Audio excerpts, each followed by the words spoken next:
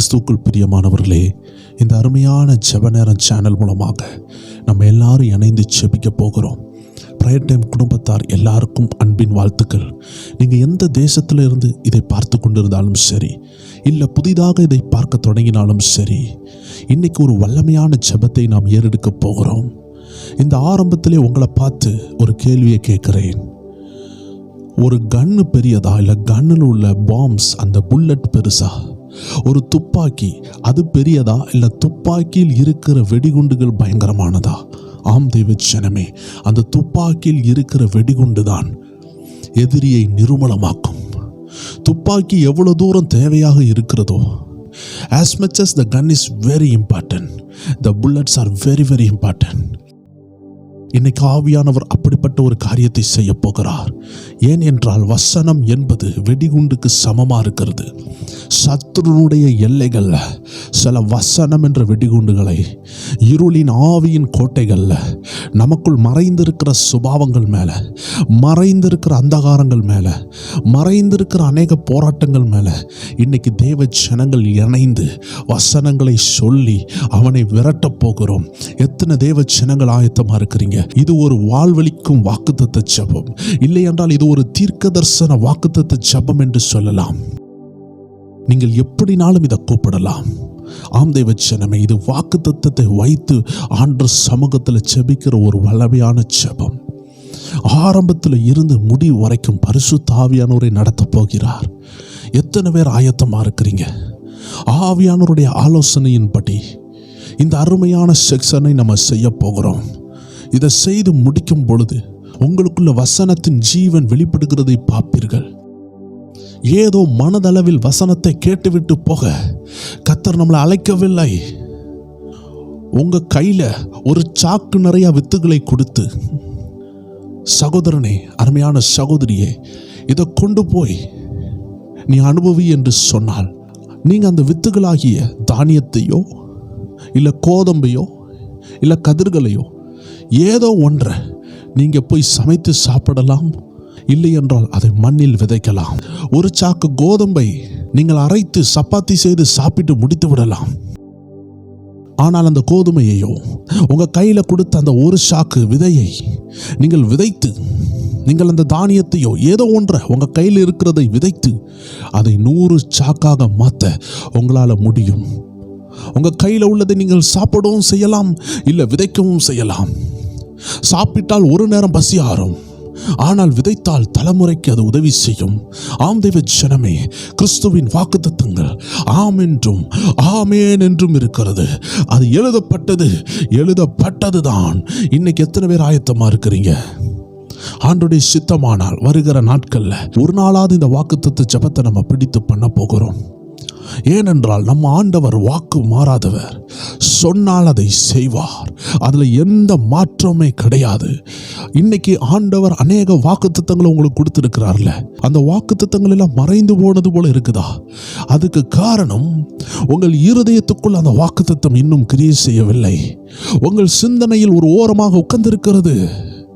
ஆம் தெய்வ ஜனமே, இந்த யானையை பத்தி நீங்க கேள்விப்பட்டிருப்பீங்க. இந்த யானைக்கு எந்த சம்பவம் நடந்தாலும் அது மறக்காது என்று சொல்வார்கள்.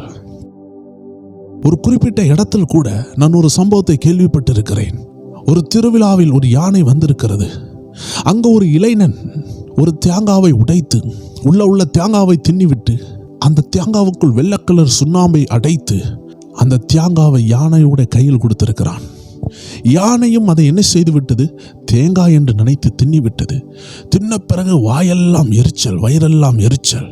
அது வியாதிப்பட்டு ஒரு வாரம் எந்திக்க முடியாம கடந்திருக்கிறது.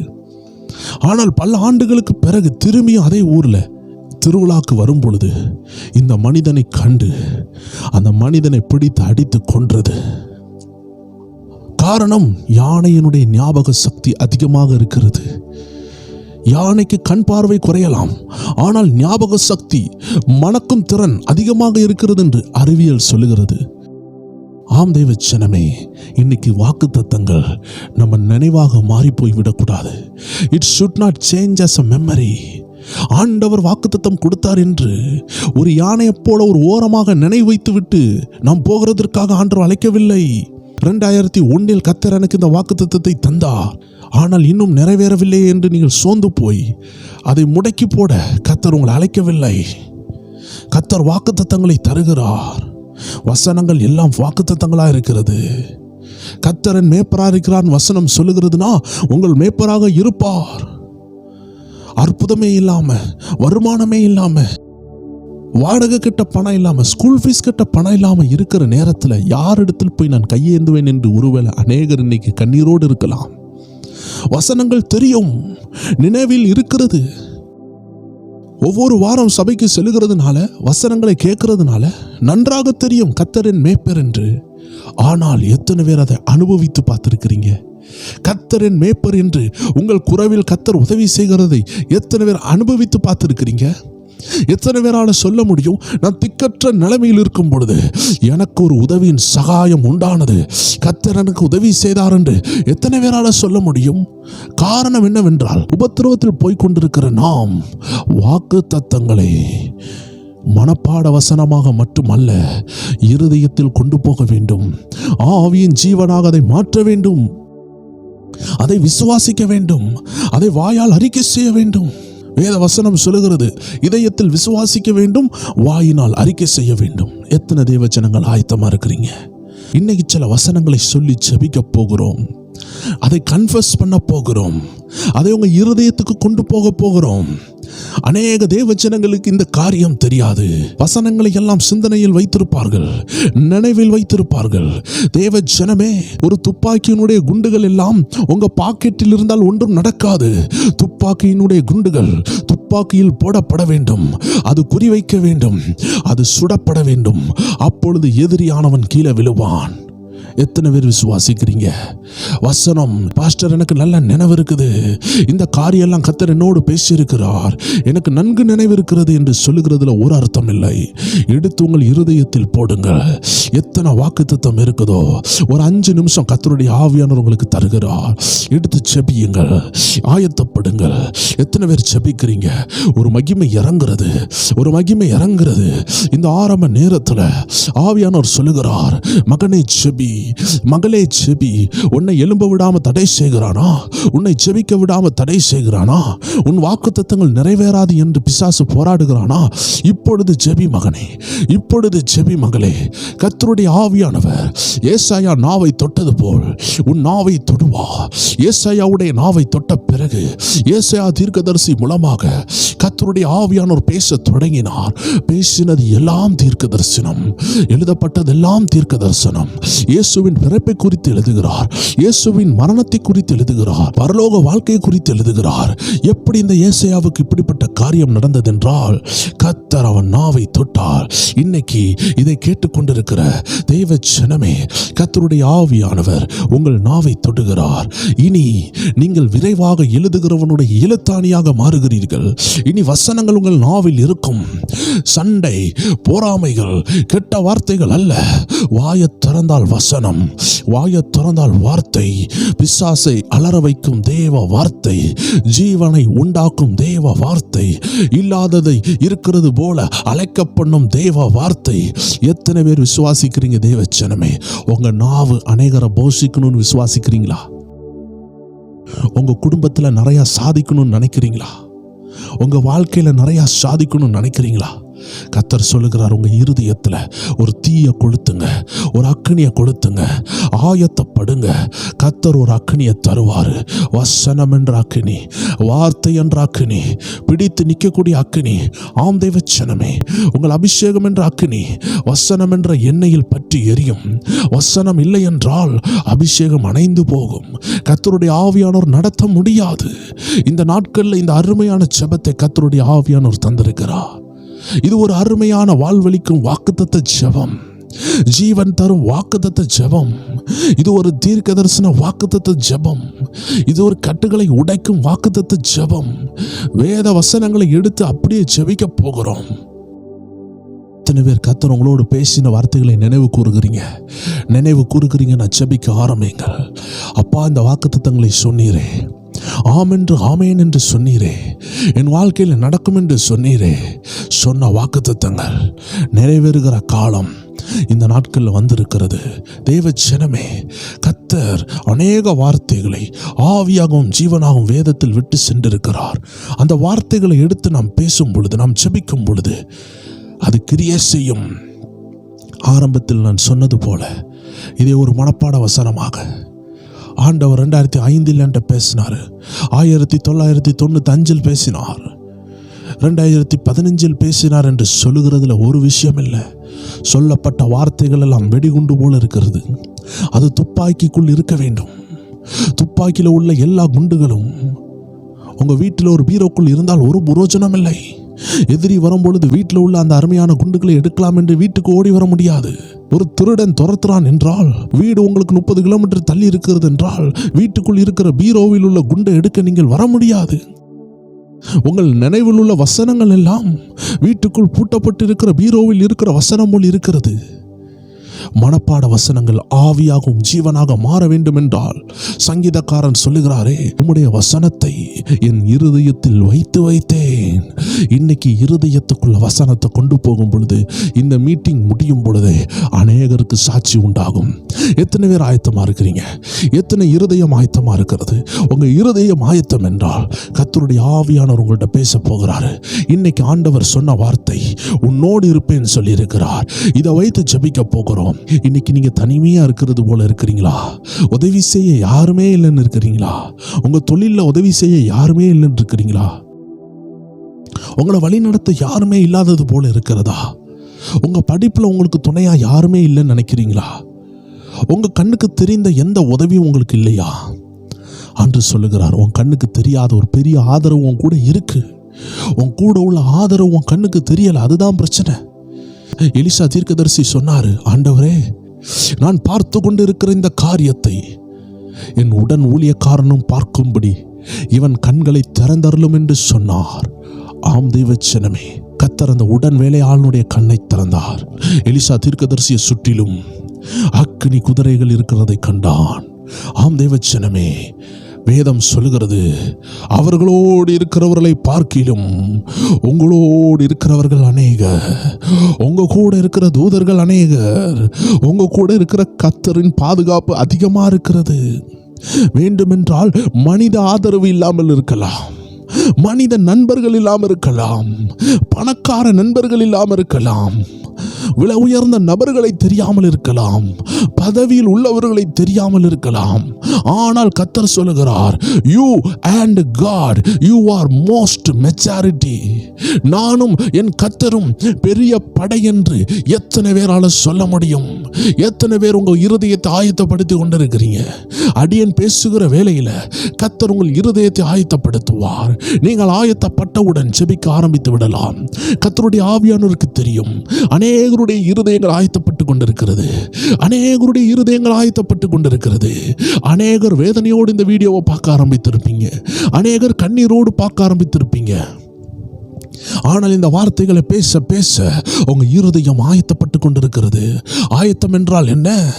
ஒரு கல்யாண வீட்டுக்கு போறீங்கன்னா நீங்கள் வீட்டில் உடுத்தி இருக்கிற ட்ரெஸ்ஸோடு போக முடியாது. அழகாக குளித்து கிளம்பி ஒரு நல்ல வஸ்திரத்தை தரித்து போகிறது போல உங்க இருதயத்தை ரெடியாக்க வேண்டும். ஜெபிக்கிறதுக்கு உங்க இருதயம் ஆயத்தப்பட்டால் தான் ஜெபிக்க முடியும். சோர்வான இருதயத்தோடு ஜெபிக்க முடியாது, சந்தேகமுள்ள இருதயத்தோடு ஜெபிக்க முடியாது, கவலை நிறைந்த இருதயத்தோடு ஜெபிக்க முடியாது. விடுதலையான ஆவியோடு தான் ஜெபிக்க முடியும். ஒரு அருமையான தேவ மனிதன் அடிக்கடி சொல்வார், free spirit attract Holi Spirit. ஒரு நல்ல மனம் எடுக்கிற அருமையான ரோஜா, அருமையான பூக்கள் மத்தியில இந்த தேன் குளவிகள் பறந்து வரும், பட்டர்ஃப்ளை பறந்து வரும். காரணம் என்ன? அருமையான பூவின் மனம், பூவில் இருக்கிற தேன் அதை இழுக்கிறது. எத்தனை பேர் சொல்றீங்க, இன்னைக்கு நான் கவலையெல்லாம் மறக்கிறேன், வருத்தப்பட்டு பாரம் சுமக்கிறவர்களே எல்லாரும் என்னிடத்தில் வாருங்கள் என்று சொன்ன ஆண்டவருடைய வார்த்தையை நான் நம்புகிறேன். கர்த்தர் எனக்கு இளைப்பாறுதலை தருவார், ஆண்டவர் எனக்கு இளைப்பாறுதலை தருவார் என்று என் இருதயத்தை ஆயத்தப்படுத்துகிறேன்னு எத்தனை பேர் சொல்றீங்க தேவச்சனமே? நீங்க உங்க பாரத்தை எல்லாம் தூக்கி வெளியே வீசும் பொழுது, கர்த்தர் பார்த்துக்கொள்வார் என்று விடும் பொழுது, நீங்க ஃப்ரீ ஸ்பிரிட் உள்ளவர்களாய் மாறுகிறீங்க, தெளிந்த ஆவி உள்ளவர்களாய் மாறுகிறீங்க, விடுதலை உள்ள ஆவியா மாறுகிறது. விடுதலை பெற்ற ஆவியை தான் பரிசுத்த ஆவியானவர் நிரப்ப முடியும். நீங்களே யோசித்து பாருங்கள். ஒரு நல்ல பாலை நீங்கள் வாங்கிட்டு வாரீங்க. வாங்கிட்டு வந்த பாலை ஆல்ரெடி டீயோ இல்லை காஃபியோ போட்ட பாத்திரத்தில் இல்லை அந்த மண்டிகள் இருக்கிற பாத்திரத்தில் நீங்கள் திரும்பியும் நல்ல பாலை ஊற்ற மாட்டீங்க. ஏனென்றால் அது தெரிஞ்சு போய்விடும். இதே போல தான் நீங்கள் ஒரு வேளை கோவப்பட்டிருக்கலாம், இந்த நாளில் ஒரு வேளை கவலையோடு இருந்திருக்கலாம்.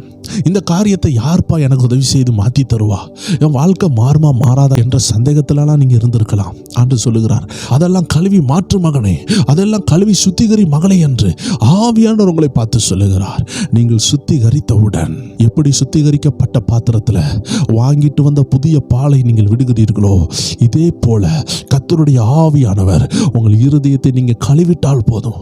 ஏசப்பா என்னை கழுவுங்கப்பா, கோவப்பட்டது உண்மைதான்ப்பா, நான் எரிச்சல் பட்டது உண்மைதான்ப்பா, உங்களை விட்டு தூரம் போனது உண்மைதான்ப்பா, உங்க வாக்குத்தத்தத்தை விசுவாசிக்காமல் போனது உண்மைதான்ப்பா, கொஞ்சம் அவிசுவாசப்பட்டது உண்மைதான்ப்பா, ஜெபிக்காமல் போனது உண்மைதான்ப்பா, எரிச்சல் அடைந்தது உண்மைதான்ப்பா, பிறர் மேல கோபப்பட்டது உண்மைதான்ப்பா, உண்மை இல்லாம வாழ்ந்தது உண்மைதான்ப்பா. எந்த குறைவுனாலும் அப்பா சமூகத்தில் வந்து அப்பா என்னை தாழ்த்துகிறேன் சொல்லி பாருங்களேன், அந்த பாத்திரம் கழுவப்படும். அந்த அருமையான தேவ மனிதன் சொன்னது போல, free spirit attract Holi spirit. Prayer time குடும்பத்தாரே, இதை கேட்டுக்கொண்டிருக்கிற தேவ ஜனமே, டினாமினேஷன் வேறுபாடு இல்லாம எல்லாரும் சேர்ந்து ஜெபிக்கணும்னு இந்த சேனலை பார்த்து கொண்டிருக்கிற தேவ ஜனமே, ஒரு மகா பெரிய ரகசியத்தை உங்கள் மத்தியில் சொல்லுகிறேன். Free spirit attract Holi Spirit. அப்படி என்றால் என்ன? தெளிந்த ஆவி பரிசுத்த ஆவியானவரை கவர்ந்து இழுக்கும். பாரமுள்ள ஆவியால, பாரமுள்ள உள்ளான மனுஷனால, கவலை உள்ள உள்ளான மனுஷனால பரிசுத்த ஆவியானவரை கவர்ந்து இழுக்க முடியாது. ஒரு ரோஜாவை பாருங்கள், வண்ணத்து பூச்சிகளை கவர்ந்து இழுக்கிறது, தேனீக்களை கவர்ந்து இழுக்கிறது. இந்த அருமையான வண்ண மலர்கள் பூத்து அழகாக இருக்கும் பொழுது வண்ணத்து பூச்சிகளை கவர்ந்து இழுக்கிறது, அதனுடைய மனம் கவர்ந்து இழுக்கிறது. இன்னைக்கு உங்கள் இருதயத்தில் இருந்து எந்த மனம் வருகிறது? சோர்வின் மனம் வருகிறதா? அவிசுவாசத்தின் மனம் வருகிறதா? பயத்தின் மனம் வருகிறதா? உங்கள் இருதயத்தை ஆண்டவர் இன்னைக்கு சுத்திகரிக்க போறாரு. எத்தனை பேர் அப்பா சமூகத்தில் விட்டு கொடுக்குறீங்க? வாக்குத்தத்தம் ஜெபம் என்றால் வேத வசனங்களை வைத்து ஜெபிக்கிறது. பிசாசுக்கு நெத்தியடி கொடுக்கிறது தான் வசனத்தை வைத்து ஜெபிக்கிறது. ஆம் தேவ ஜனங்களே, நம்முடைய ஜெபத்தில் வசனத்தை கலக்கும் பொழுது, when we add scriptures in our prayer become very powerful. எப்பொழுது வசனத்தை ஜெபத்தோடு கலக்குறீங்களோ அப்பொழுது உங்கள் ஜெபம் வல்லமையான ஜெபமா மாறும். இன்னைக்கு வசனத்தை கண்டு பிசாசு நடுங்குகிறான். அது கர்த்தருடைய வார்த்தையா இருக்கிறது. வசனம் என்பது ஒரு லீகல் நோட்டீஸ் போல, ஒரு ட்ரூத் புக் போல.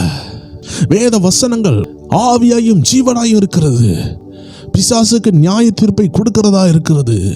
உங்க வாழ்க்கையை விட்டு விரட்டுகிறதா இருக்கிறது. ஆம் தேவ ஜனமே, பல ஆண்டுகளுக்கு முன்பதாக தாத்தாமார் பாட்டிமார் வைத்திருந்த சொத்துக்களை இன்னைக்கு பேர பிள்ளைகளை அனுபவிக்கணும்னு சொல்லி வரும் பொழுது அநேகர் வந்து சொல்லுவாங்க, ஐயா இந்த இடத்துல தான் நாங்கள் நடந்து போய் கொண்டு இருக்கிறோம், இது மக்களுடைய பாதையா இருக்கிறது. சிலர் வந்து சொல்லுவாங்க, ஐயோ இந்த இடத்த நான் எத்தனையோ வருடத்துக்கு முன்னாடி நான் அனுபவித்து கொண்டு இருக்கிறேன், இந்த மரம்லாம் என்னுடைய மரம்னு சொல்லுவாங்க. ஆனால் அந்த பேரபிளில் என்ன செய்வாங்க தெரியுமா? தாத்தா பத்திரமா பதுக்கி வைத்த காரியங்களை, தகப்பன் கிட்ட கைமாறிய அந்த பத்திரங்களை இவர்கள் கையில் வைத்திருப்பாங்க. அதை கரெக்டாக கவர்மெண்டுடைய அக்னாலஜின் படி கரெக்டாக கொண்டு போய் அதை லீகலாக பேசி எடுத்து கரெக்டாக அந்த லேண்டை அளந்து கரெக்டாக அவங்க வேலையை போட்டு, இது என்னுடைய பெயர், பிகாஸ் இட் இஸ் டாக்குமெண்டட். அது டாக்குமெண்ட் பண்ணியாச்சு, என் பேரில் இருக்குது. என் தாத்தா எங்கள் அப்பா பேரில் வச்சாங்க, எங்கள் அப்பா என் பேரில் வச்சிருக்கிறார். நான் இல்லாத நாட்களில், ஒருவேளை நான் வேறு தேசத்தில் இருந்ததுனால, ஒருவேளை நான் என் லேண்டில் வராததுனால, அதில் நீ கிரிக்கெட் விளையாண்டுருக்கலாம், அந்த இடத்துல நீங்கள் சில மீட்டிங்கள் நடத்தியிருக்கலாம், அங்கே உள்ள மரத்தில் நீங்கள் எதையாவது அனுபவிச்சிருக்கலாம். நான் வேலி போடாததுனால அதன் மத்தியில் நீ நடந்து ஒரு ரோடு மாதிரி மாற்றிருக்கலாம். ஆனால் என்னதான் நீ செய்திருந்தாலும் அது உன்னுடைய லேண்ட் இல்லை. ஏன்னா உன் கையில் டாக்குமெண்ட் இல்லை, ஏன்னா உன் கையில் பத்திரம் இல்லை. என் கையில் பத்திரம் இருக்குது. உன் கையில் பத்திரம் இருந்தால் என்னோட பிரச்சனை பண்ண, பத்திரம் இல்லையா என்கிட்ட பிரச்சனை பண்ணாத. இதை சுற்றிலும் வேலையும் போடுவேன், இதை சுற்றிலும் நான் கெட்டவும் செய்வேன், இதில் வீடும் கட்டுவேன், எதனாலும் கட்டலாம். ஏன்னா கவர்மெண்ட் பெர்மிஷனோடு வந்திருக்கிறேன்னு சொல்லும் பொழுது அத்தனை மக்களும் உங்களை விட்டு வழி விலக்கி செல்வார்கள். இதுதான் இந்த உலகத்தின்படி உண்மையாக இருக்கிறது. யாராலும் ஒன்றும் செய்ய முடியாது. Because you came with the legal authority. நீங்கள் ஒரு உண்மையான அதிகாரத்தோடு வந்திருக்கிறீங்க. ஆம் தெய்வ ஜனமே, உங்களுக்கு உரியதை இயேசு கிறிஸ்து உங்களுக்காக வைத்து போனதை, நீங்கள் அனுபவிக்க வேண்டிய இயேசு கிறிஸ்துவின் சில நன்மைகளை பிசாசானவன் பொய் சொல்லிக் கொண்டிருப்பான். இது உன்னுடையது இல்லை என்று சொல்லிக் கொண்டிருப்பான். உனக்கெல்லாம் இது கிடைக்காது என்று சொல்லுவான். நீலாம் நல்லா படிக்க மாட்டேன் என்று சொல்லுவான். உனக்கெல்லாம் நல்ல வாழ்க்கை இருக்காது என்று சொல்லுவான். உன்னை கொண்டு கர்த்தர் ஒன்றும் செய்ய மாட்டார் என்று சொல்லுவான். நீலாம் அடிக்கடி விழுந்து கொண்டிருக்கிற, உன்னால எழும்பி பிரகாசிக்க முடியாது என்று சொல்லுவான். உன்னால ஊழியம் செய்ய முடியாது என்று சொல்லுவான். அத்தனை பொய்களையும் வாக்குத்தத்தங்கள் கிழித்தெறியும். அத்தனை பிசாசின் பொய்களையும் அத்தனை மனித பொய்களையும் வாக்குத்தத்தங்களை வைத்து ஜெபிக்கும் பொழுது, வசனத்தை வைத்து ஜெபிக்கும் பொழுது, லீகல் டாக்குமெண்டோடு நீங்க வந்திருக்கிறீங்க. You came with a truth book. You came with a legal authority. நீங்கள் உண்மையான காரியத்தை கொண்டு வந்திருக்கிறீங்க. இது ஒரு கவர்மெண்டுடைய உண்மையான விஷயம் அல்ல. வாக்குத்தத்தம் என்பது, ஆவியின் ஜீவனுள்ள வார்த்தை என்பது பரலோக அதிகாரத்தோடு வந்திருக்கிறீங்க. You came with heavenly authority. நீங்கள் பரலோக அதிகாரத்தில் இன்னைக்கு எழும்ப போறீங்க. எத்தனை தேவ ஜனங்கள் என்னோடு சேர்ந்து ஒரு ஆமைன்னு சொல்லுகிறீங்க? எத்தனை பேர் இயேசு என்று கூப்பிடுகிறீங்க? எத்தனை பேர் இயேசப்பா என்று சொல்லிக் கொண்டு இருக்கிறீங்க? இயேசுவை எங்களுக்கு இறங்கும் என்று எத்தனை பேர் சொல்லுகிறீங்க? கர்த்தருடைய வார்த்தை இன்னைக்கு எனக்கு ஆவியாகவும் ஜீவனாகவும் எனக்குள்ள கிரியை செய்ய போதுன்னு எத்தனை பேர் மகிழ்ச்சியோடு இருக்கிறீங்க? இன்னைக்கு கர்த்தருடைய ஆவியானவர் உணர்த்தின சில வசனங்களை வைத்து நாம் ஜெபிக்க போகிறோம். பயங்கரமான ஜெபம் தெய்வ ஜனங்களே. இது ஒரு அசாத்தியமான ஜெபம். அதான் நான் ஆரம்பத்திலே சொன்னேன்.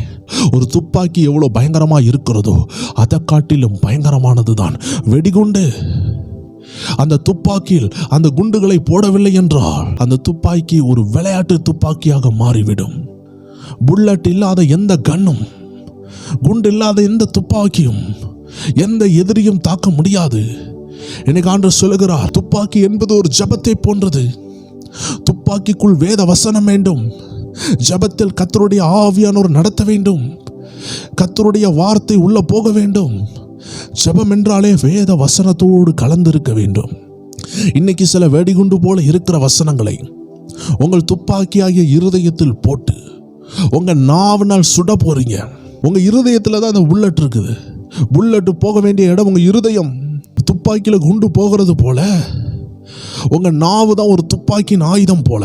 வேத வசனமாகி இந்த குண்டு உங்க இருதயத்துக்கு போகணும். உங்க சிந்தனையில் இருந்ததெல்லாம் போதும். சிந்தனையில் இருக்கிற மனப்பாட வசனங்கள் இப்பொழுது இருதயமாகிய அறைக்குள் செல்ல வேண்டும். அந்த நல்ல அறை இருதயமாகிய நல்ல பொக்கிஷத்துக்குள்ளாக இந்த வசனத்தை விதைத்து பாருங்கள். எத்தனை பேர் ஆயத்தமா இருக்கிறீங்க? நான் வசனத்தை சொல்ல சொல்ல அதை விசுவாசித்து ஜெபிக்க போகிறீங்க. உங்க சூழ்நிலை மாறப்போகிறது. இன்னைக்கு நம்ம ஜெபிக்க போறது, கர்த்தர் நம்மோடு இருக்கிறார் என்ற வசனங்களை நாம் தேடி எடுத்து ஜெபிக்க போகிறோம். தேவன் என் கூட இருக்கிறார், அவர் என்னை விட்டு விலகுவதில்லை என்று சொல்லியிருக்கிறார், உன்னோடு இருப்பேன் என்று சொல்லியிருக்கிறார். இன்னைக்கு நம்ம ஜெபிக்க போகிற வசனங்கள் கர்த்தர் நம்மோடு இருக்கிறார் என்ற வசனங்கள். யார் உங்க கூட இருக்கிறாங்களோ இல்லையோ, கர்த்தர் உங்க கூட இருக்கிறார். அதனால் தான் இடையில் சொல்லியிருந்தேன், நானும் கர்த்தரும் பெரிய மெஜாரிட்டி, நானும் கர்த்தரும் பெரிய படை. I and God great majority. தாவீதும் கர்த்தரும் சேர்ந்த பொழுது கோலியாத்துக்கு முன்பதாக சின்ன தாவீது ஜெயித்தார். காரணம் என்ன? தாவீதும் கர்த்தரும் பெரிய மெஜாரிட்டியாக மாறினார்கள். இன்னைக்கு நீங்களும் கர்த்தரும் சேர்ந்து விட்டீர்கள் என்றால் பெரிய மெஜாரிட்டி. நீங்க சொல்லுகிறது தான் நடக்கும்.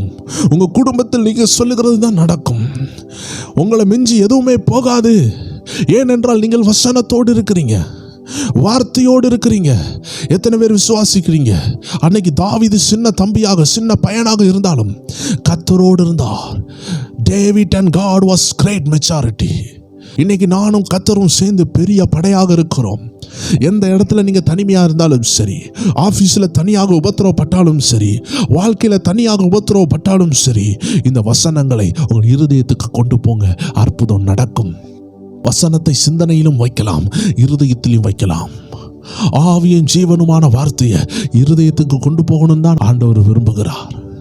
சிந்தனையில் இருக்கிற வசனம் எல்லாம் மனப்பாட வசனங்கள், அவன் சிந்தனைக்கு சென்ற வசனங்கள். ஆனால் இருதயத்துக்கு போகிற வசனம் எல்லாம் விடுதலையின் வசனங்கள், ஆவியின் ஜீவனுள்ள வசனம், உங்களை விடுதலையாக்கும் வசனம். ஒவ்வொரு வசனங்களாக நான் சொல்ல சொல்ல என்னோடு இணைந்து செபியுங்கள். ஒரு ஓரமாக செல்போனை வைத்துவிட்டு சோத்திரம் சோத்திரம் என்று சொல்லிக்கொண்டே இருங்க. உங்கள் பிரச்சனைகளை குறித்தெல்லாம் மறந்துடுங்க. தேவ ஜனமே, உங்களுக்கு காய்ச்சல் எவ்வளோ பீக்கில் போனாலும், எந்த பிரச்சனை இருந்தாலும், டாக்டர் ஒரு ஊசி போடும் பொழுது உங்கள் உடம்புல 1000 விஷயம் செஞ்சுக்கிட்டு இருக்கும். தலை சுற்றிக்கிட்டு இருக்கும், கண் வலிச்சுக்கிட்டு இருக்கும், வாமிட் வர்றது போல் இருக்கும். ஆனால் அந்த ஒரே ஒரு ஊசி, ஒரே ஒரு நீடில், ஒரு சின்ன ஊசியில் உள்ள ஒரு சின்ன மெடிசன், ஒரு சின்ன எம்எல் அளவில் இருக்கிற அந்த லிக்விட் உள்ளே போன உடனே காய்ச்சல் நிற்கிறது. அது லூஸ் மோஷன்னா அது நிற்கிறது, வாமிட்னா அது நிற்கிறது, தலைவலினா அது நிற்கிறது, எல்லாமே நிற்கிறது போல. இந்த வசனம் உள்ளே போக இடம் கொடுங்க. ஐயோ எனக்கு கடன் பாரம் இருக்குது, ஐயோ எனக்கு கல்யாணம் ஆகலை, ஐயோ எனக்கு அது நடக்கலை, அதை பற்றிலாம் கவலையே படாதீங்க. 1000 பிரச்சனை இருக்கட்டும், 1500 பிரச்சனை இருக்கட்டும், வசனம் இருதயத்துக்கு போக எத்தனை பேர் ஆயத்தமாக இருக்கிறீங்க? இந்த விடுதலையின் ஜெபத்தில் எத்தனை பேர் ஆயத்தமாக இருக்கிறீங்க? வாக்கு தத்தங்களை சொல்லி சொல்லி ஜெபிக்க போகிறோம். எத்தனை இருதயம் ஆயத்தமாக இருக்கிறது? இவ்வளோ நேரத்தில் ஆண்டவர் உங்கள் இருதயத்தை ஆயத்தப்படுத்திட்டார் நான் விசுவாசிக்கிறேன். நான் ஆரம்பத்தில் சொன்னேன், ஒரு கல்யாண வீட்டுக்கு போகும் பொழுது வீட்டில் உடுத்திருக்கிற அந்த வஸ்திரத்தோடு போக முடியாது, அழகாக குளித்து கிளம்பி தான் சொல்லுவீங்க. இதே போல தான் தேவச்சனமே, உங்கள் இருதயம் ஜெபிக்கிறதுக்கு முன்னாடி சோர்ந்து போய் இருக்கும், அவிசுவாசத்தில் இருக்கும், பயத்தில் இருக்கும். ஆண்டவர் இவ்வளவு நேரம் பேசி உங்க இருதயத்தை அனலாக்கிட்டார். You are ready. I believe your heart is ready. உங்கள் இருதயம் ஆயத்தமாய் விட்டது என்று விசுவாசிக்கிறேன். இப்பொழுது இந்த வசனத்தை சேர்ந்து சொல்ல போகிறோம். நான் விசுவாசிக்கிறேன், ஆயிரக்கணக்கான மக்கள் இதை பார்த்து கொண்டு இருக்கிறீங்க.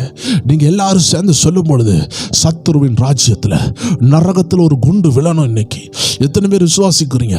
இன்னைக்கு நம்ம போடல பிசாசு நம்ம எல்லைகள்லையும் தேவ ஜனங்களை விட்டும் சுவிசேஷத்தை அறிவிக்கிற தடையெல்லாம் உடையணும். நம்ம போடுற இந்த வெடி, இந்த அருமையான குண்டு, இந்த ஜெபம் என்ற அருமையான தாக்குதல் பிசாசின் ராஜ்யத்தை அசைக்க பண்ணும். ஆம் தேவ ஜனமே, நம்ம கர்த்தருடைய சித்தத்தின்படி இதை செய்கிறோம். எந்த அசுத்த ஆவியும் நம்மளை ஜெயிக்க முடியாது. இன்னைக்கு ஆண்டவர் சொல்லுகிறார், நான் உன் கூட இருக்கிறேன் என்ற வசனத்தை தியானி. இன்னைக்கு கர்த்தர் நம்ம கூட இருக்கிறார் என்பதுதான் முதல் வசனங்களாக நம்ம தியானித்து ஜெபிக்க போகிறோம். ஆயத்தமாய் விட்டீங்கள் நான் நம்புகிறேன். சேர்ந்து நம்ம வசனங்களை சொல்லி ஜெபிக்க போகிறோம்.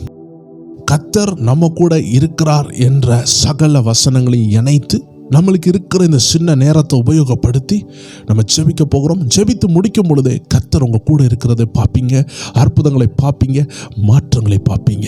ஆம் தேவ ஜனமே, நீங்க உங்க காரியத்தை கவலைப்படுகிறதை காட்டிலும் அந்த காரியம் உங்களை கண்டு பயந்து கொண்டு இருக்கிறது.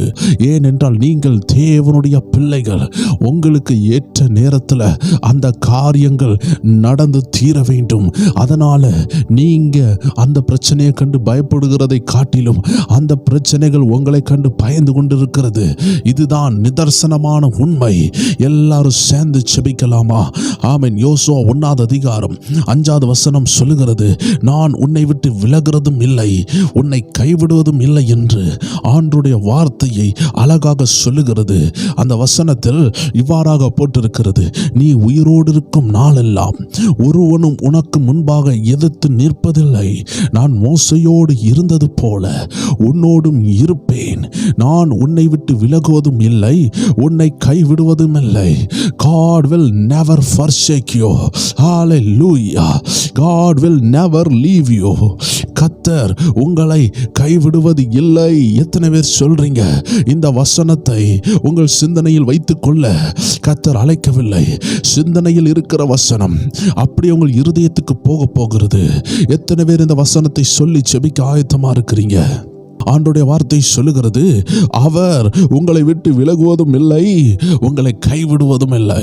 எல்லாரும் சொல்லுங்களேன், கர்த்தர் என்னை விட்டு விலகுவதும் இல்லை, என்னை கைவிடுவதும் இல்லை. இந்த நாட்கள்ல ஏதோ ஒரு விஷயத்துல கர்த்தர் கைவிட்டது போல இருக்குதா? வசனம் சொல்லுகிறத பிடித்து கொள்ளுங்க. அந்த காரியத்துல கர்த்தர் கைவிட மாட்டார், கர்த்தர் கைவிட மாட்டார். கர்த்தர் கூட இருக்கிறார்.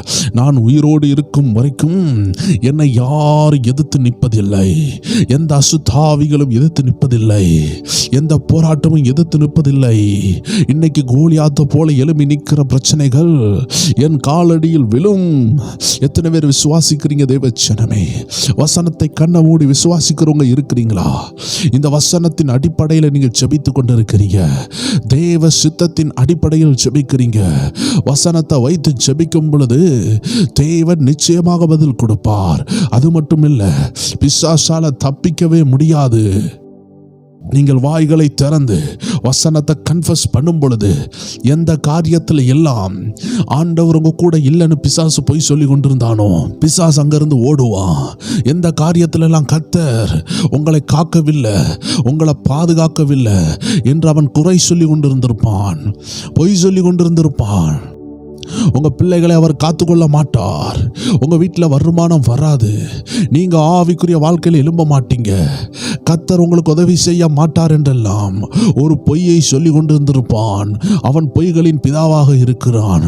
ஆம் தேவ ஜனமே, இன்னைக்கு நம்ம எல்லாம் செய்கிற காரியம் அவனை நம்ம பலி வாங்க வேண்டும். மனிதர்களை பலி வாங்க கர்த்தர் நம்மளை அழைக்கவில்லை.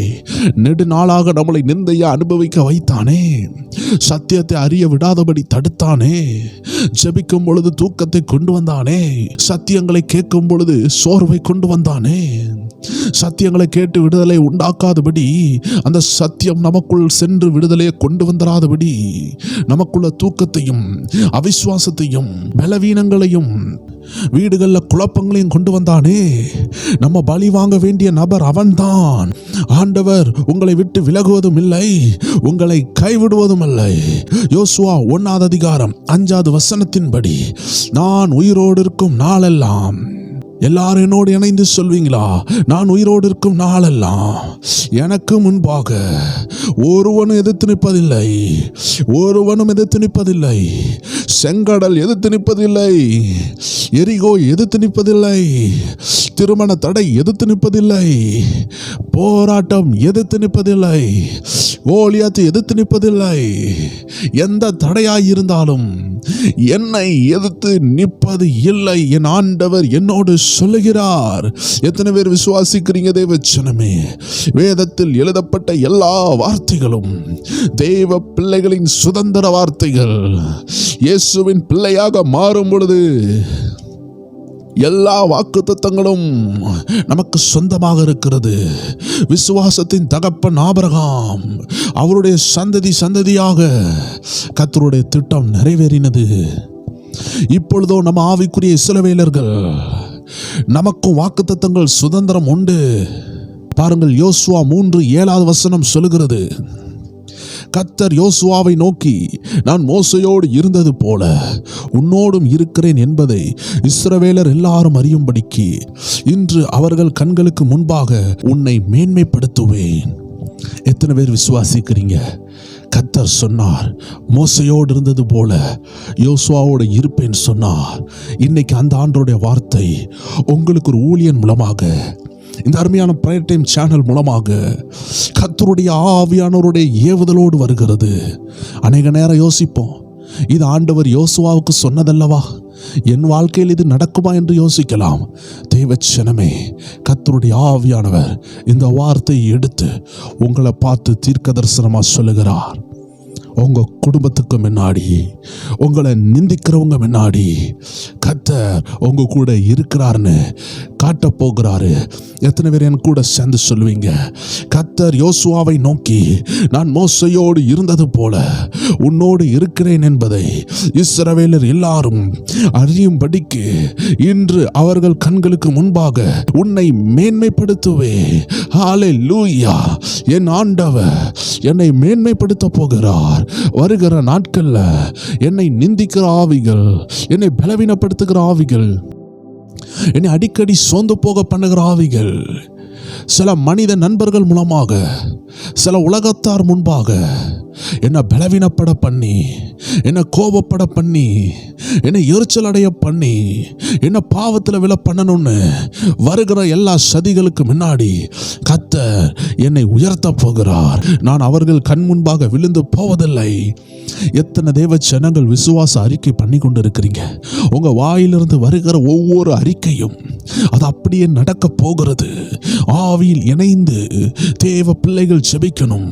இந்த அருமையான வார்த்தையை கேட்டுக்கொண்டிருக்கிற யாராக இருந்தாலும் சரி, கர்த்தர் யோசுவாவை கனம் பண்ணது போல உங்களை கனம் பண்ண போகிறார்.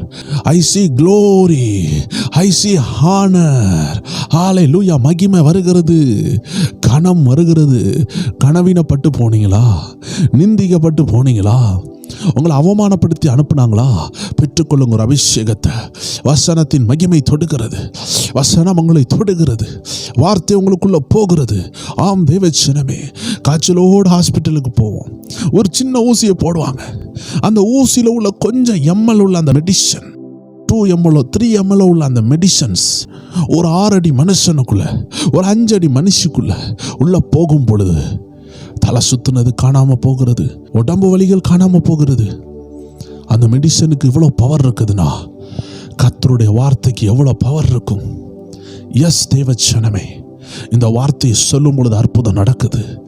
இந்த வார்த்தையை இருதயத்தில் ஏற்றுக்கொண்டு சொல்லுங்க. நான் கனவீனப்பட்டு போவதில்லை, நான் கனவீனப்பட்டு போவதில்லை.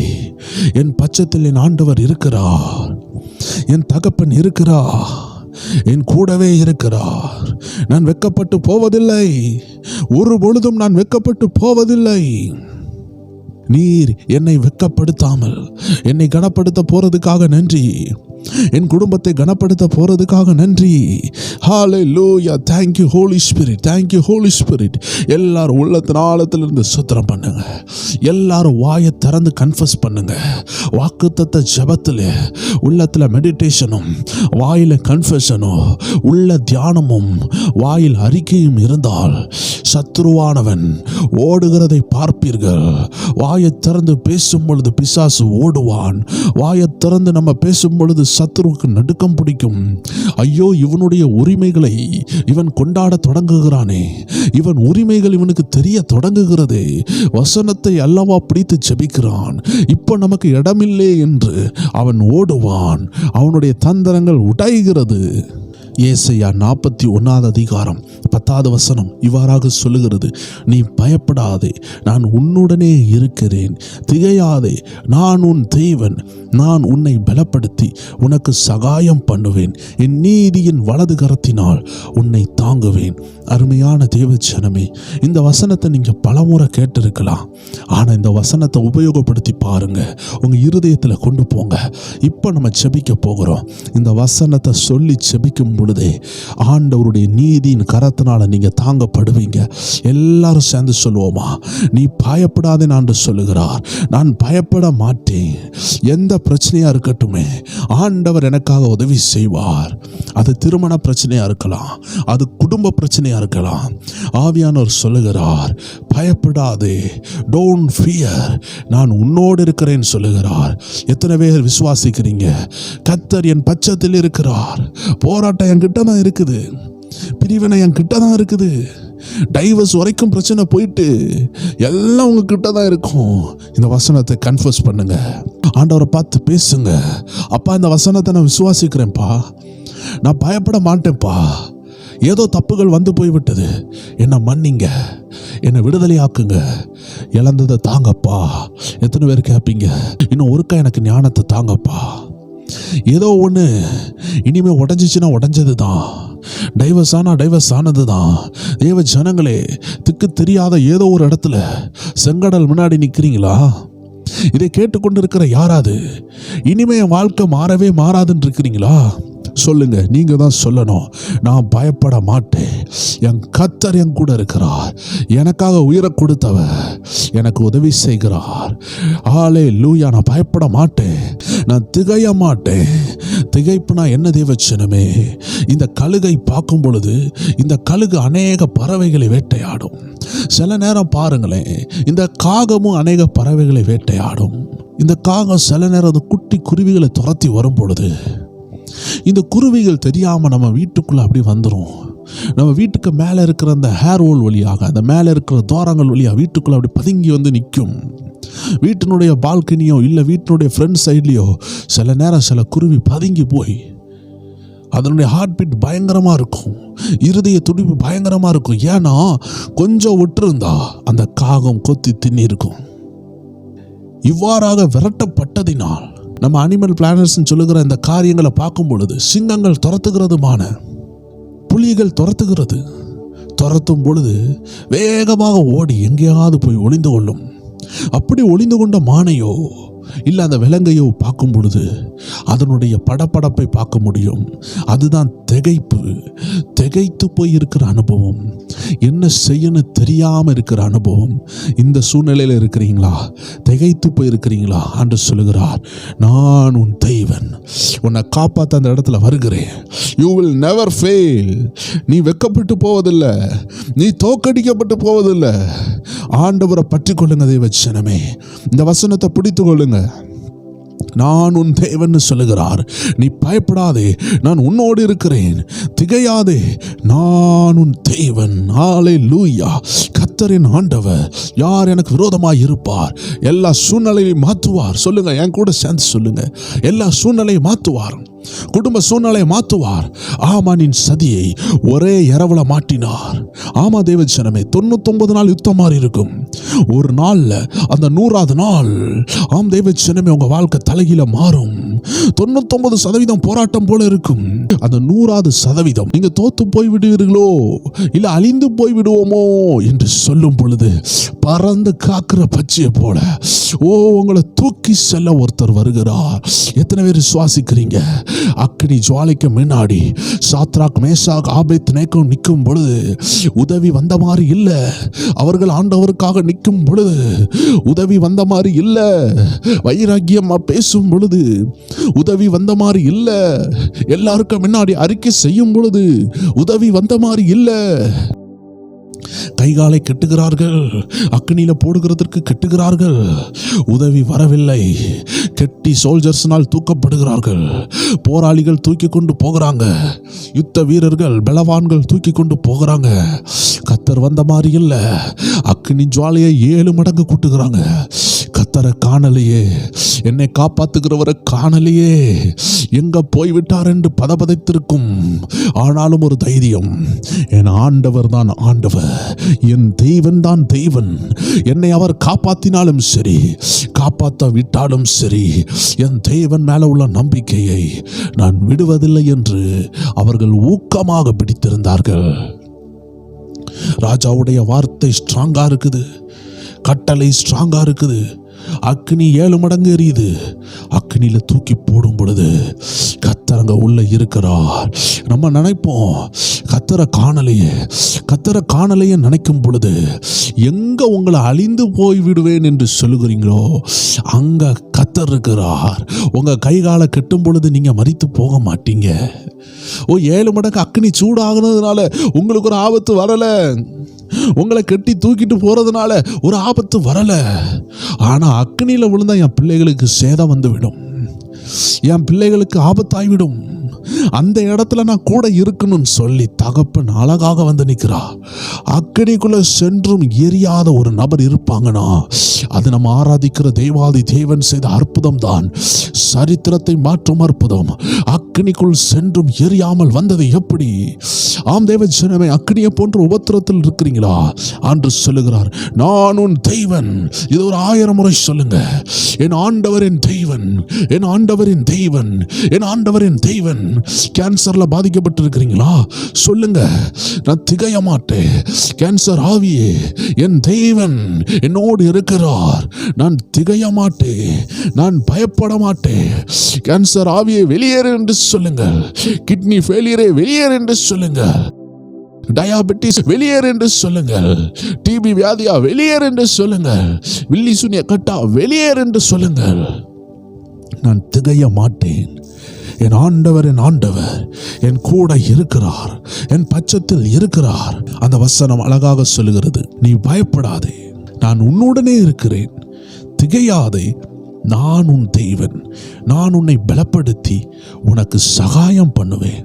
எத்தனை பேர் சொல்றீங்க, என் சகாயம் வருகிறது? இந்த ஜெபத்தில் என் சகாயம் வருகிறது, என் சகாயம் வந்து கொண்டு இருக்கிறது. விசுவாச அறிக்கை இடுங்க. கண்ட பிறகு கை தட்டுகிறது விசுவாசம் அல்ல. கண்ட பிறகு கை தட்டுகிறது அவிசுவாசம். ஏனால் கண்டால் தான் விசுவாசிப்பேன் சொல்லுகிறது பேர் விசுவாசம் அல்ல, அதுதான் அவிசுவாசம். ஆனால் காணாமல் ஆண்டுடைய வார்த்தையை விசுவாசித்து கைகளை தட்டி செபிக்கும் பொழுது, கன்ஃபஸ் பண்ணி கொண்டே இருக்கும் பொழுது கர்த்தர் நமக்காக கிரியை செய்வார், கைவிடவே மாட்டார். எந்த இடத்துல நீங்க சுக்குநூறா போயிருவீங்கன்னு அவருக்கு தெரியுதோ, எந்த இடத்துல என் பிள்ளை திரும்பி எழும்பவே முடியாது என்று தெரிகிறதோ, அங்க கண்டிப்பா வந்து சகாயம் பண்ணுவார். தானியேலுக்கு விரோதமாக கூட்டம் கூடினார்கள், எல்லாரும் எதிர்த்தார்கள். பலகணியை திறந்து தானியேல் 3 வேளையும் ஜெபித்தார். எல்லாம் அவருக்கு விரோதமானது, ராஜாவின் கட்டளை விரோதமானது. ஆண்டவரை காணவில்லை, ஆண்டவருடைய தூதரும் வரவில்லை, காப்பாற்ற யாருமே வந்தது போல இல்லை. ராஜா சொல்லுகிறார், சிங்கங்களுக்கு இரையாகணும். ராஜாவுடைய கட்டளையை கீழ்ப்படியவில்லை என்றால் சிங்கங்களுக்கு இரையாக வேண்டும். எல்லாம் தெரிந்த பிறகும் தானியேலுடைய விசுவாசம் குறையவில்லை. திரும்பியும் ஜெபித்துக் கொண்டிருக்கிறார். தானியேலை பிடித்து சிங்க கெபிக்கிட்ட கொண்டு போறாங்க. ஆண்டவரை காணவில்லை, உதவி செய்ய யாரும் இல்லை. ஆனால் ஆண்டவருக்கு தெரியும், என் பிள்ளை சிங்க கெபிக்கிட்ட போனாலும் அவனுக்கு ஆபத்து பிரச்சனை ஒன்றும் இல்லை. ஆனால் சிங்க கெபிக்க உள்ள விழுந்துட்டான்னா சிங்கம் கண்டிப்பாக அதை கடிக்கும். அங்கே கர்த்தர் தூதன் அனுப்பியிருக்கிறார். எத்தனை பேர் விசுவாசிக்கிறீங்க தேவச்சனமே? உபத்திரவத்தில் ஆண்டவரை காணவில்லை என்று நீங்கள் கவலையோடு இருக்கிறீங்களா? ஆகாரை பாருங்கள், தன்னுடைய கணவர் ஆபிரகாமினால் விரட்டப்படுகிறாள். ஆண்டவர் உதவி செய்ய வந்த மாதிரி இல்லை. ஆபிரகாம் ஒரு அநியாயத்தை செய்கிறது போல இருக்கிறது. ஆகாரை ஆபிரகாம் விரட்டி விடுகிறார். அவன் எரிகிற வெயில் அடிக்கிற வனாந்திரத்துல கை பிள்ளையோடு வருகிறாள்.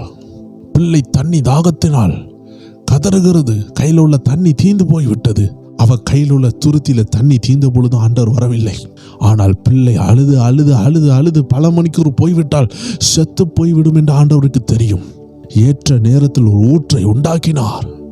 ஆம் தேவச்சனமே, எந்த இடத்துல நம்ம நம்பிக்கை மோதி இழந்துருவோம், எந்த இடத்துல நம்ம வாழ்க்கை பிரேக் ஆயிரும்னு ஆண்டவருக்கு தெரியுமோ, அந்த இடத்துல அவர் ஒரு ஓப்பனிங் வச்சிருப்பார். அதை தான் வசனம் சொல்லுகிறது, நான் உன்னை பலப்படுத்தி உனக்கு சகாயம் பண்ணுவேன். உங்க திராணிக்கு தக்கதான் சோதனை. உங்களுக்கு 8 கிலோ தான் தூக்க முடியும்னா 8 கிலோ தான் என்று அனுமதிப்பார். உங்களால 50 கிலோ தூக்க முடியும்னா 50 கிலோ பிரஷர் இருக்கும். ஆம் தேவஜனமே, கர்த்தர் அனுமதிக்கிற எல்லா போராட்டமும் உங்க வாழ்க்கையை ஆசீர்வாதத்துக்கு நேராக கொண்டு வரும். இந்த நாட்களில் சத்ரு ஏதாவது தேவையில்லாத சுமைகளை கொடுத்திருந்தால் இந்த வசனத்தை அறிக்கை பண்ணி செபிக்கும் பொழுது அது ஓடி போய்விடும். சத்ரு சில நேரங்களில் உங்களை உபத்திரப்படுத்துவான், தாமதப்படுத்துவான், பொருளாதாரத்தில் தாமதப்படுத்துவான், வருமானத்தை தடை பண்ணுவான். அந்த மாதிரி காரியங்களில் நோ நெகோசியேஷன், பேரம் பேச முடியாது. சத்ரு இருக்கிறான், அவன் ஓடிதான் ஆக வேண்டும். கர்த்தர் ஒரு பாட அனுமதிக்கிறார்னா அதை நாம் பொறுத்து தான் ஆக வேண்டும். அதனால் தான் கர்த்தர் அனுமதிக்கிறாரா, பிசாசு கொண்டு வருகிறானா என்று தெளிவாக இருக்க வேண்டும். நாம் ஆண்டவருடைய வார்த்தையை கேளாதபடி ஒரு ஜீவியத்தை அமைத்திருந்தால் பிசாசு தான் பிரச்சனைகளை கொண்டு வருவான். ஆனால் கர்த்தருடைய வார்த்தையின்படி போய்கொண்டிருக்கும் பொழுது, கர்த்தருடைய நாமத்தை ஏற்றுக்கொண்டதுனால உங்களை பிசாசு சோதிக்க வருகிறான்னா கர்த்தர் உங்களை காப்பாற்றுவார். சாத்ராக், மேஷாக், ஆபேத்நேகோ போல இருக்கும் பொழுது சத்ரு போராட்டங்களை கொண்டு வந்தால் கர்த்தர் உங்களை விடுதலை ஆக்குவார். கர்த்தர் ஒரு பிரச்சனையை அனுமதிக்கிறார்னா அது உங்களை உயர்வுக்கு நேராய் கொண்டு போகும். ஆனால் நாம் துணிகரமாக பாவம் செய்யும் பொழுது கர்த்தரால் ஒன்றும் செய்ய முடியாது. அந்த நேரத்தில் நாம் விடுதலையாக பட வேண்டும் என்றால் கர்த்தர் சமூகத்தை நாம் நெருங்க வேண்டும். கர்த்தர் சமூகத்தில் நாம் ஜெபிக்க வேண்டும். ஆண்டவருடைய வார்த்தை அந்த கடைசி பகுதியில் சொல்லுகிறது, அவருடைய நீதியின் வலது கரத்தினால் உங்களை தாங்குவார். இன்னைக்கு நீங்க எந்த சூழ்நிலையில இருந்தாலும் கர்த்தருடைய ஆவியானவர் சொல்லுகிறார், அவருடைய நீதியின் வலது கரம் வருகிறது, நியாய தீர்ப்பின் வலது கரம் வருகிறது. முருதகாய்க்கு ஏற்ற நியாயத்தை செய்தது, ஆமானின் சதியை உடைத்தது, தூக்கு மரத்தை மாற்றினது. நீங்கள் பலியாக வேண்டிய இடத்துல சத்ரு உங்களுக்கு தந்திரமா வெட்டின குழிய உங்களுக்கு வருமானம் வரக்கூடாது, உங்க வாழ்க்கை உயரக்கூடாது, உங்க பிள்ளைகள் திருமணம் நடக்கக்கூடாது. எல்லா தடைகளையும் எத்தனை பேர் சொல்றீங்க, ஆண்டவருடைய நீதியின் வலது கரத்தினால் என்னை தாங்க போகிறார். அநேகர் கண்டு ஆச்சரியப்பட போகிறாங்க. என் வாழ்க்கை மாறப்போகிறது, என் குடும்பம் மாறப்போகிறது, என் வாழ்க்கையில உயரங்கள் வருகிறது. ஆம் தேவச்சனமே, ஒவ்வொரு வார்த்தைகளும் தீர்க்க தரிசன வார்த்தைகள். பிடித்து கொள்ளுங்க. கர்த்தருடைய ஆவியானவர் உங்கள்கிட்ட தான் பேசுகிறார். ஆண்டவர் திரளா பேசுவாரு. ஆம் தேவச்சனமே, நம்மளால் அதை ஏற்றுக்கொள்ள யோசனையா இருக்கும். நம்ம அவிசுவாசம் நம்மளை தடை பண்ணும், நம்மளை கொஸ்டின் கேட்க வைக்கும், இதெல்லாம் நடக்குமா என்று கேட்க வைக்கும். தேவச்சனமே, சொல்லப்பட்ட ஒரு வசனத்தையாவது நீங்க பிடித்து ஜெபித்து பாருங்களேன். நீதியின் வலது கரத்தினால் தாங்குவார் என்று பிடித்து ஜெபித்து பாருங்கள். கண்டிப்பாக ஆண்டவர் தாங்குகிறதை நீங்கள் பார்ப்பீர்கள். பாருங்க தேவச்சனமே, யோசுவா 1 அதிகாரம் 9 சொல்லுகிறது. ஆண்டவர் சொல்லுகிறார், நான் உனக்கு கட்டளையிடவில்லையா? பலன் கொண்டு திடமனதாயிரு, திகையாதே, கலங்காதே. நீ போகும் இடமெல்லாம் உன் தேவனாகிய கர்த்தர் உன்னுடனே இருக்கிறார். எத்தனை தேவ ஜனங்கள் விசுவாசிக்கிறீங்க? நீங்க போகிற இடம்லாம் உங்க கூட ஒருவர் வருகிறார். நீங்க திருமண வீட்டுக்கு போறீங்களா? அங்கேயும் கூட வருகிறார். சபைக்கு போறீங்களா? கூட வருகிறார். அநேக நேரம் அநேகர் மறைந்து சபைக்கு போவாங்க. வீட்டுக்கு வந்தால் உபத்திரவமாக இருக்கும். ஆண்டு சொல்லுகிறார், அங்கேயும் உங்க கூட தான் இருக்கிறாரு. அக்னி ஜால போல வீட்டில் உபத்திரவமா கூட தான் இருக்காரு. அந்த உபத்திரவம் நன்மையாக மாறும். பயப்படவே வேண்டாம், ஆண்டு கூட இருக்கிறார். ஆண்டு சொல்றாரு, உங்களை நிந்திக்கிறாங்களா? பயப்படாதீங்க. அவமானப்படுத்துறாங்களா? பயப்படாதீங்க. நான் உங்களுக்கு கட்டளையிடவில்லையா? God has already commanded. பலன் கொண்டு திடமனதாயிரு, திகையாதே, கலங்காதே. நீ போகும் இடமெல்லாம் உன் தேவனாகிய கர்த்தர் உன்னுடனே இருக்கிறார். எத்தனை பேர் விசுவாசிக்கிறீங்க? வசனத்தை விசுவாசித்தால் தேவ சித்தத்தை விசுவாசிக்கிறீங்க. வசனம் என்பது வேற ஒன்றுமே இல்லை, தேவனுடைய இருதயத்தின் விருப்பம். எத்தனையோ பேருக்கு ஆசையா இருக்கும், என்ன குறித்து ஆண்டோடைய திட்டம் என்ன, என்ன குறித்து என்ன திட்டம் இருக்கு? தெய்வ ஜனமே, உங்களை குறித்து ஆண்டோடைய பெரிய திட்டமே. நீங்க பயப்படக்கூடாது. நீங்க பலன் கொண்டு திடமனதா இருக்கணும். வசனத்தை விசுவாசிக்கிறதுல திடமனதா இருக்கணும். நீங்க திகையக்கூடாது, நீங்க கலங்கக்கூடாது. இந்த பிரச்சனை எப்படி முடியும்னு பயப்படக்கூடாது. Because God is in control. கர்த்தர் கண்ட்ரோல்ல இருக்கிறார். கர்த்தர் கட்டுப்பாட்டில் இருக்கிறார். பில்லி சூனியத்தினால ஒன்றும் செய்ய முடியாது, மந்திரத்தினால ஒன்றும் செய்ய முடியாது. கர்த்தர் உங்க கூட இருக்கிறார். நீங்க போகிற இடத்துல உங்க கூட இருக்கிறார். உங்க கல்லூரியில் உங்க கூட இருக்கிறார். ஆகாத சம்பாஷணை நல்லொழுக்கத்தை கெடுக்கும். அதனால நீங்க கர்த்தருடைய வார்த்தையை கேட்டு நீங்க காலேஜுக்கு தைரியமா போகலாம். அங்குள்ள ஃப்ரெண்ட்ஷிப்ல நீங்க கவனமா இருக்கலாம். வேதம் சொல்லுகிறது, கொஞ்சம் புளித்த மாவு எல்லா நல்ல மாவையும் புளிக்க பண்ணிவிடும். நீங்க யோசிப்பீங்க, நான் ஒரு நல்ல மாவு, அதனால புளித்து போய் இருக்கிற என் நண்பர்களை எல்லாம் நல்லவனா மாத்திடுவேன் என்று நினைத்து நீங்க அவர்கள்கிட்ட போய் மாட்டிவிடக்கூடாது. அவர்களை பார்த்து சிரிச்சுக்கலாம், பேசிக்கலாம். அதனால்தான் தேவ பிள்ளைகள் அன்பா இருக்கணும், ஆனா ஐக்கியமா இருக்கக்கூடாது. உலகத்தாரோடு நம்ம அன்பா இருக்கணும், ஆனா ஐக்கியமா இருக்க கர்த்தர் அழைக்கவில்லை. அன்புக்கும் ஐக்கியத்திற்கும் வித்தியாசம் இருக்கிறது. தேவ ஜனமே, நாம் எல்லாரையும் நேசிக்கலாம். அதனால்தான் வசனம் நமக்கு தேவை. ஆண்டு நம்ம கூட தான் இருக்கிறாரு. கூட இருக்கிறாருன்னு சொல்லிட்டு காலேஜுக்கு போற பிள்ளைகள் நல்லா கூத்தடிச்சு நல்லா கெட்ட நண்பர்களோடு பழகுனா, வசனம் சொல்லுகிறது, ஆகாத சம்பாஷணை நல்லொழுக்கத்தை கெடுக்கும். அப்ப கர்த்தர் கூட இருக்கிறாருன்னு சொல்லி பாவிகளோடு இருக்கக்கூடாது, குடிக்கிறவர்களோடு இருக்கக்கூடாது. அவர்கள் குடிக்க போறாங்கன்னு தெரிஞ்சா அந்த இடத்த விட்டு விலகி வந்து விடணும். அவர்கள் மேல இருக்கிற அந்த அசுத்த ஆவிகள் உங்களையும் தாக்க ஆரம்பிக்கும். அதனால்தான் தேவன் கூட இருந்தா இந்த வசனங்கள் நினைவுபடுத்துவார்.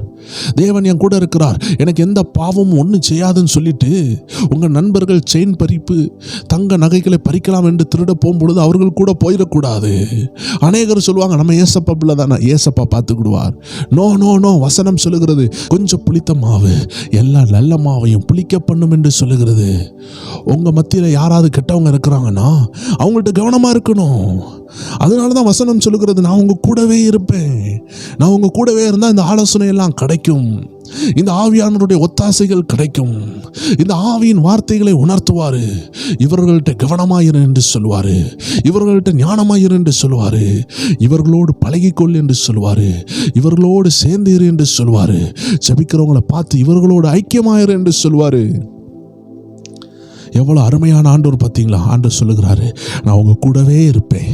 ஒரு குழி இருக்குது, ஒரு ஆபத்து இருக்குது, ஒரு போராட்டம் இருக்குது, ஒரு பிசாசு உங்கள் வழியில் இருக்குதுன்னா உங்களுக்கு வழிகாட்டுவார், உங்களுக்கு பாதை காட்டுவார்.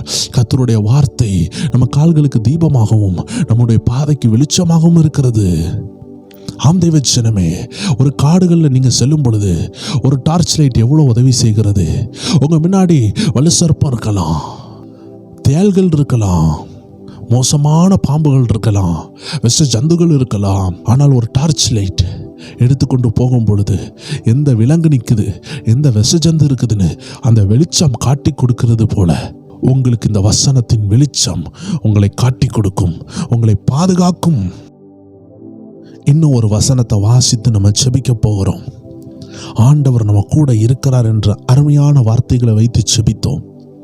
உபாகமம் 7வது அதிகாரம் 21வது வசனம் சொல்லுகிறது, அவர்களை பார்த்து பயப்பட வேண்டாம், உங்கள் தேவனாகிய கர்த்தர் உங்களுக்குள்ளே இருக்கிறார், அவர் வல்லமையும் பயங்கரமுமான தெய்வன். ஒரு ஹல்லேலூயா சொல்லுவோமா? இருக்கிற இடத்துல தேவ நாமத்தை உயர்த்துவோமா?